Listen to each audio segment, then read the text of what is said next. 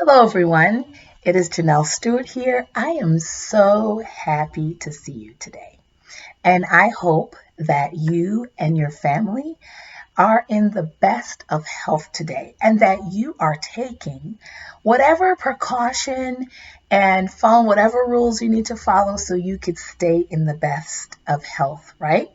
So if that means social distancing, if that means quarantine and just staying, in your house and spending time with your family, if that's what that means to stay in the best of health, I want to encourage you to do that.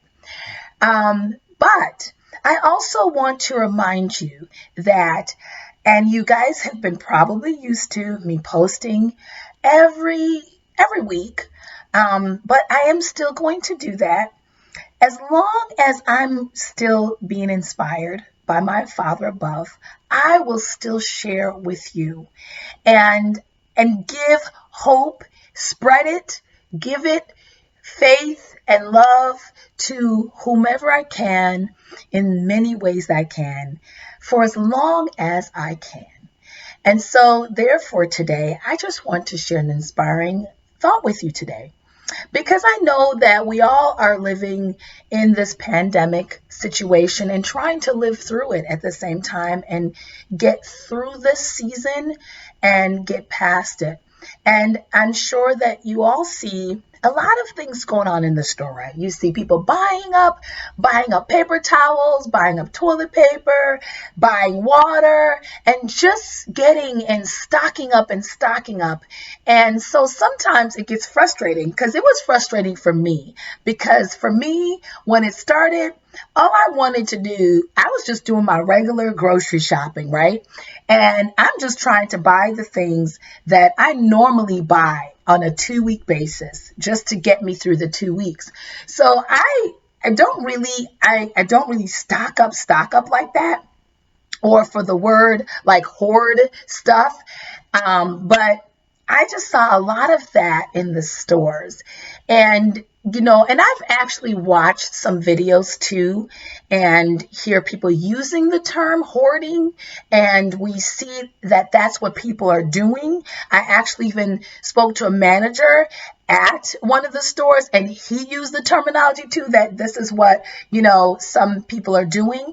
But I pretty much differ that statement this morning. And let us see it as in a positive sense, right? And when I see people doing these things, what, God showed me, it's not really hoarding. It's pretty much security.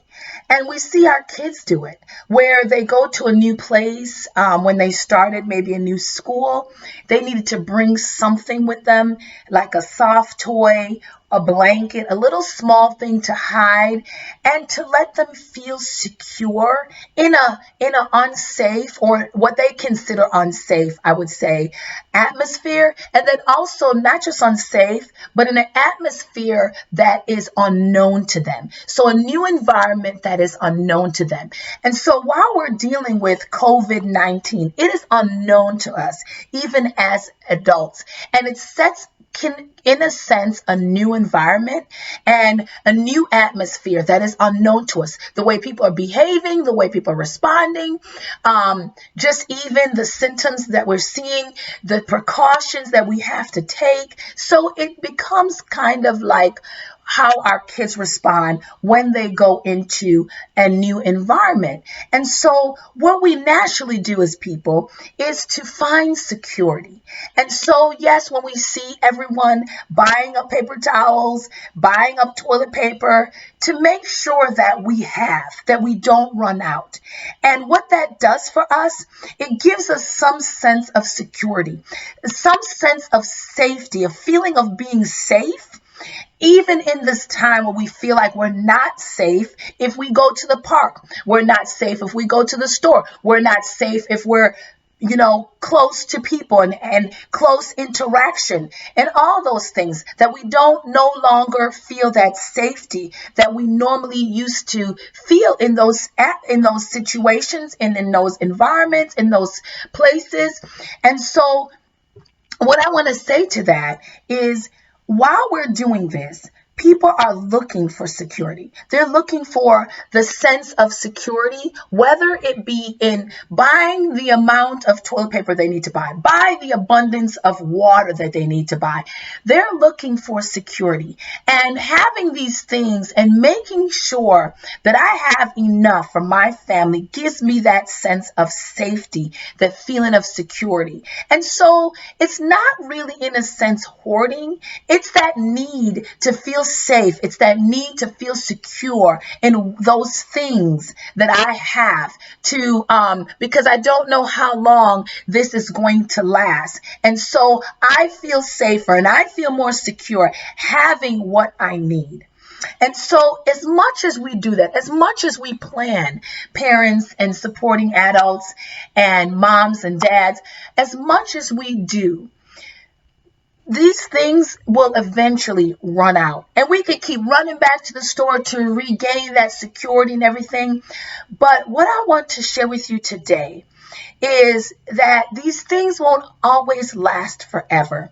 And so what I'm imploring and encouraging us to do is to not just find security in those things, those tangible things, the things that we can buy with our money. Do not find security in that today. Do not put your trust in that today. Do not put your hope that you're going to be safe and stay safe because you have an abundance of toilet paper or you have an abundance of paper towel or an abundance of water. Do not put your hope in that today. But put your hope in something greater, someone bigger. Because guess what?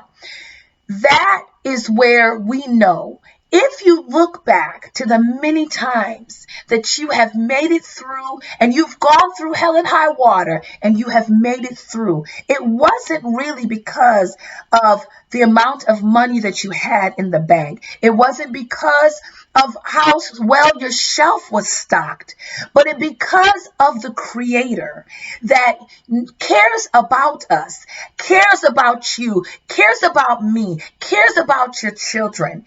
And because He has a plan for you, and it's of good and not of evil, and it's to bring you to an expected end and to give you hope and a future. This is why you're still here, and this is why you're still living. And so this is what I want to implore us all to do today. Yes, I'm saying use wisdom. If you need the items, get them. If you need to do your shopping, do your shopping. Whatever you need, if you need to stay safe and follow the rules that they have implemented in every state, do it. I'm not saying not to follow rules or go out on a whim. That's not what I'm saying today. Follow the guidelines, quarantine, social distance, all of that. Stay in as much as you can and wash hands. Keep your hands off your face, because that's even hard for me to do. But do those things that are suggested. Keep your immune system up. Get a lot of rest. Drink plenty of fluids. Do those things that keep you healthy and your family healthy. Continue to do that. But what I want to remind you today is not to just put your hope and your trust in what your money can buy. Don't do that today, because when all of that run out, I do not want you and your families to start going through a panic attack because you don't have those tangible things and you can't buy them and they're not accessible to you anymore. But hope in your Creator today that He is still on the throne. He is still taking care of you. He still loves you and He is still mindful of you today. And so you can rest assured in that. And I know it's hard because these things come to our mind. We are humans. But don't treat Him the way we treat us. See, sometimes I think we look at our Creator the way that we look at ourselves.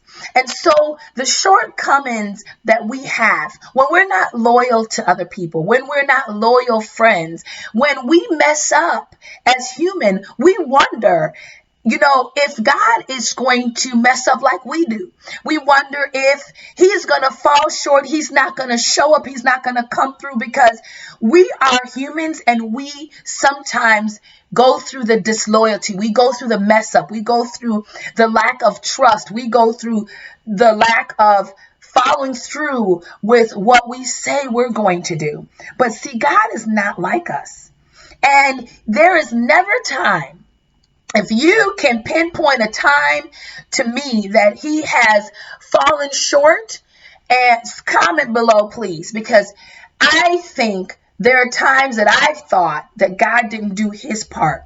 And it was because, why? It was because I wanted him to show up the way I wanted him to show up. The way that I was expecting him to answer and the way I was expecting him to show up. And because he didn't do that, then I say, God, you weren't faithful. God, you did not show up. But see, God didn't work, and he wasn't working on my terms and my condition and according to my purpose and plan. He's working on his terms, his condition, his purpose, his plan, so he can get the glory. So sometimes we have to realign the way we see him, to also to experience his faithfulness, to experience the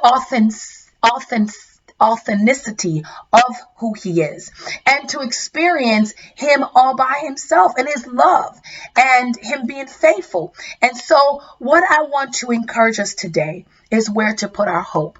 The next thing is I want to jog your memory. Do you remember when the stock market crashed? See, I remember that because I was planning for my future. I was planning for the future of my child, and I was planning for my future. I wasn't married at the time, but I know I want to save money. So when I do get married, I'm not crediting everything, but I could pay flat out. So I was planning for my future. And I remember the stock market crashing. And lo and behold, I'm sure you remember, if you are pretty much, if you're 30 and under, you are probably not even thinking about that. You probably wasn't thinking about your future because you were young and probably even in high school at the time or entering high school. So you were just in yourself. So you probably weren't thinking about that at the time. But I say this to say and to make the point about the stock market crashing. We lost so much. And see, at the moment, in the process and prior to that, we put our trust in the banks. I did it. We put our trust, we put our hope in the bank that they would keep our money safe, that we would grow, our money would grow interest and increase as time go on. And so some of the funds were aggressive. We put in that, we put in stocks, we put in bonds. And so then therefore we, when the stock market crashed, we lost some of all the investment, some of the investment that we made and we sacrificed and we made over years and time. And so then therefore, some of us were thinking, because I know I was thinking, should I take all my money out and put it someplace else, keep it in my house, put it under my mattress? We were thinking that way because we had lost hope in a resource, in something that we had put hope in, and that is pretty much the banks. And we had lost some level of hope and trust in that. But over time, we gained that trust back, and we started to rebuild, and we started to have more trust and hope in it, and started putting our money and started to resave and started to make more investments and reinvest and try to do things differently this time around. And whether we changed the funding, the type of funding that we had and everything, we did all those things to make sure we didn't go in the same direction again. But this is what I'm saying at this time, is that we put our hope in things and we trust and we exercise faith. You are exercising faith every day that you wake up. You are exercising faith that your children is going to be safe, that they're not going to get ill. Even during this time of COVID-19, you are exercising a level of faith. And I want to say to you today, continue to hope, continue to believe, continue to trust. in God that he is taking care of you. He will take care of you, and he's not going to forsake you in this time. And so that means that just like we put our hope and our trust in our money, and we can see the result of the increase happening even after that, put your hope and trust in him today. Continue. We're questioning so many things about God right now. And where is he? And why is he allowing this to happen? And so just like when the stock market crashed, regain that trust. If you're losing it today, continue to trust. This will not last always. Things that we see sometimes, that we go through in the season of life sometimes, trouble will not last always if you believe that. Continue to hope. Continue to put your trust in him and your hope in him and your trust that he will take care of your family and your trust that he is still in control. When we see the craziness around us, we start wondering if God is still in control and why is this happening? But continue to trust. Continue to believe that he's not just looking out for us, but he's looking out for other people, and he has to get them to that place to realize that, to put their hope and their ultimate trust in him and not in what their money can buy. And even though they are self-assertive, self-directed, and, oh, I got this, I can do this by myself, I don't need him. Sometimes God has to take us from that high place, that high-mindedness that we have of self, and bring us to that place to realize that he has made us, not we ourselves. And so therefore, at the end all, he is the one that's in ultimate control. And we need to turn our focus back to him. We need to acknowledge that he is at the end all, and he's the beginning and the end. And so therefore, let us turn our focus back to our Creator. And I'm not saying just God in the sense, whoever if you think of him as the Creator, as that being, the all powerful, your God, Jesus Christ. That's what God wants us to do, is to acknowledge him. And we are at a place where we cannot forget about him. We cannot lose hope and put it in tangible things, put it in only money can buy. But we have to teach our children to hope in something greater, someone greater that has the answer, that has the end in sight. And so I want to encourage you today to continue to hope, continue to trust in him, and to continue to do the rules, not relying just on what's been said in the media, just on quarantining, and just on being at social distances from our loved ones and from our friends and from our extended family, that's going to get us through. But to continue to trust that he will get us through this season. And I pray for you, and I pray right now, Father, in the name of Jesus, that whatever your people are going through, that you would be that ultimate source for them today, that you will be number one, God, that you would show them, Lord Father, that you are still there, that you are still hearing their cries, and that you will answer, and they can trust in you, God, because you will not fail, and that you who have begun the good work, that you are faithful to complete it to that very day of Jesus Christ. And so with that today, I am praying for your families, for health. God, I pray for health. I pray for good health. I pray for sustained health. I pray for you to lift their immunity systems. God, I pray for you to boost their immune systems. I pray for covering over their children and their family and their extended family, and for the grandparents. I pray, God, that you, Lord Father, would cover them when they even have to go into those medical facilities on a daily basis. I pray for your divine covering over them, that they will return back home safely to their family today. I pray in the mighty name of God right now that, Lord Father, that we will continue to trust in you and continue to hope in you and continue to believe in you, that you are our waymaker today, tomorrow, and forever. May you be blessed today, and may you take the necessary precautions that you need to stay safe. But at the end of it, believe that He is in control. Take care. Be blessed.